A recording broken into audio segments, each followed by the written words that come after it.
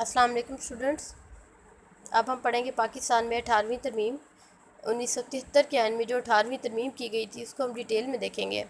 یہ بڑی ایک اہم ترمیم تھی اور اس ترمیم کے تحت 1973 کے آئین کے تقریباً 70 آرٹیکلز میں ترمیم کی گئی تھی، تبدیلیاں کی گئی تھی، اور یہ آپ کا ایک لانگ کویشچن بنتا ہے، ٹھیک ہے۔ پاکستان کی قومی اسمبلی نے 8 اپریل 2010 کو اس کو منظور کیا تھا، اور قومی اسمبلی کے ٹوٹل ممبرز ہیں 342، اس میں سے 292 ممبرز نے اس بل کی حمایت میں ووٹ دیا تھا، یعنی کہ ایک بھاری اکثریت کے ساتھ یہ بل قومی اسمبلی سے منظور ہوئی تھی۔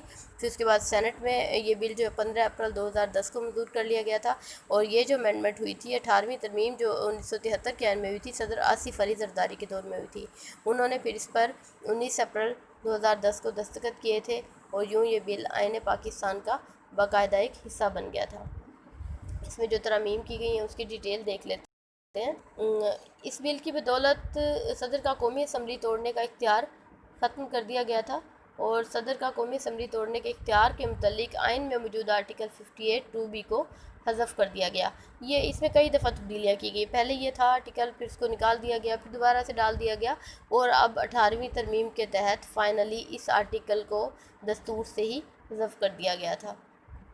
دوسری جو میجر چیز تھی، اس میں جو میجر چینج کیا گیا تھا وہ یہ تھا کہ صوبہ سرحد، اس کا نام شمال مغربی سرحدی صوبے سے تبدیل کر کے NWFP سے چینج کر کے صوبہ خیبر پختونخوا رکھا گیا تھا، ٹھیک ہے جی۔ تو 2010 میں اس صوبے کا نام چینج کر دیا گیا اور اس کو خیبر پختونخوا رکھ دیا گیا تھا۔ نیکسٹ اس میں صدر پاکستان نے اپنے بہت سارے اختیارات وزیر اعظم پاکستان اور پارلیمنٹ کو تفویض کر دیے تھے، یعنی کہ صدر کے اختیارات میں کمی آ گئی تھی۔ نیکسٹ چیز ہے، وہ امپورٹنٹ چیز ہے، وہ یہ ہے کہ وزیر اعظم اور وزیر اعلیٰ پر 2 دفعہ سے زائد مرتبہ منتخب کرنے پر پابندی کو ختم کر دیا گیا تھا۔ اس سے پہلے یہ بھی ہوا تھا کہ وزیر اعظم جو ہے وہ وزیر اعلیٰ وہ صرف 2 دفعہ حکومت کر سکتے ہیں، منتخب ہو سکتے ہیں، لیکن اب اس پابندی کو ختم کر دیا گیا تھا۔ نیکسٹ ہے جی، چیف آف اسٹاف کمیٹی اور تینوں افواج کے جو سربراہان ہیں ان کے تقرر کے لیے صدر کو وزیر اعظم کے مشورے کا پابند کیا گیا۔ صدر پاکستان کے اگر ہم اختیارات کو دیکھتے ہیں نا تو وہ صرف برائے نام اختیارات ہیں۔ صدر ایک کٹ پتلی کے طور پر کام کرتا ہے، جسٹ سگنیچرز پٹ کرتا ہے، اور اس کے علاوہ وہ تمام معاملات میں وزیر اعظم کے مشورے کا پابند ہوتا ہے، اور 18ویں ترمیم کے تحت بھی صدر کے اختیارات کو اس حوالے سے کافی کم کر دیا گیا تھا کہ وہ ان تمام جو بڑے بڑے سربراہان ہیں ان کے تقرر کے لیے وزیر اعظم کے مشورے کا پابند ہوگا۔ نیکسٹ نمبر 7 پہ جو ایک میجر امینڈمنٹ ہے وہ کی گئی، وہ یہ تھی کہ سینٹ کے ارکان کی تعداد 100 سے بڑھا کر 104 کر دی گئی تھی۔ اب جو ہے موجودہ تعداد وہ سینٹ کی 104 ہے، اور ہر صوبے سے ایک اقلیتی رکن کا اضافہ کیا گیا تھا، ٹھیک ہے۔ 4 صوبے ہیں تو 4 ممبرز کا اضافہ کیا گیا، اور تعداد میں ٹوٹل میں 4 کا اضافہ ہو گیا، ٹھیک ہے۔ صوبوں میں ایمرجنسی کا جو صدارتی اختیار ہے وہ ختم کر دیا گیا تھا، اور صوبوں میں ایمرجنسی کے نفاذ کے لیے صوبائی اسمبلی سے پاس قرارداد کو ضروری قرار دیا گیا تھا۔ اس کے علاوہ جی اس بل کی بدولت اسلام آباد میں ہائی کورٹ کا قیام عمل میں لایا گیا تھا، یہ بڑی امپورٹنٹ چیز ہے۔ 18ویں ترمیم کے بعد 2010 میں اسلام آباد میں ہائی کورٹ قائم کی گئی تھی، اور اس کے علاوہ جو ہے وہ وزیر اعظم قائد حزب اختلاف کی مشاورت سے 3 نام چیف الیکشن کمشنر کی تقرری کے لیے پارلیمانی کمیٹی کو بھیجے گا۔ اب قائد حزب اختلاف کون ہے جی؟ اپوزیشن کا لیڈر، جو کہ سیکنڈ وننگ پارٹی ہوتی ہے، اس کا جو لیڈر ہوتا ہے وہ ہوتا ہے قائد حزب اختلاف۔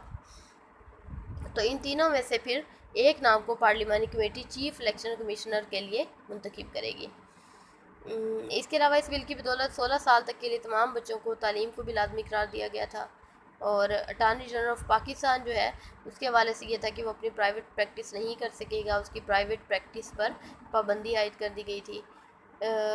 نیکسٹ ہے اس میں سپریم کورٹ، ہائی کورٹس اور فیڈرل شریعت کورٹ کے ججوں کی تقرری کے لیے ایک جوڈیشل کمیشن کا قیام عمل میں لایا گیا تھا، اور اس جوڈیشل کمیشن کے ارکان کی تعداد ہوگی 7۔ اس میں کون کون لوگ شامل ہوں گے؟ تو اس میں جو چیف جسٹس آف پاکستان ہے وہ اس کمیشن کا، اس جوڈیشل کمیشن کا چیئرمین ہوگا۔ اس کے علاوہ اس میں جج آف سپریم کورٹ ہوں گے، ٹھیک ہے جی۔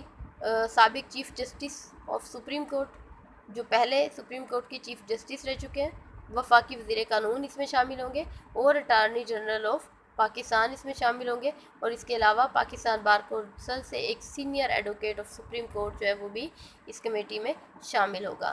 پارلیمانی کمیٹی کے جو اراکین ہیں ان کی تعداد 8 ہوگی۔ اچھا، تو اس میں نیکسٹ جو چیز ہے وہ یہ ہے کہ 9ویں ترمیم، 11ویں ترمیم اور 15ویں ترمیم جو کہ آپ نے لاسٹ لیکچرز میں دیکھا تھا، ان میں مسئلہ یہ ہوا تھا کہ وہ دونوں ایوانوں سے متفقہ طور پر منظور نہیں ہو سکی تھی۔ کوئی ایک ترمیم جو قومی اسمبلی سے منظور ہوئی تو سینٹ سے نہیں ہو سکی، اور دوسری جو سینٹ سے ہوئی تو قومی اسمبلی سے نہیں ہو سکی۔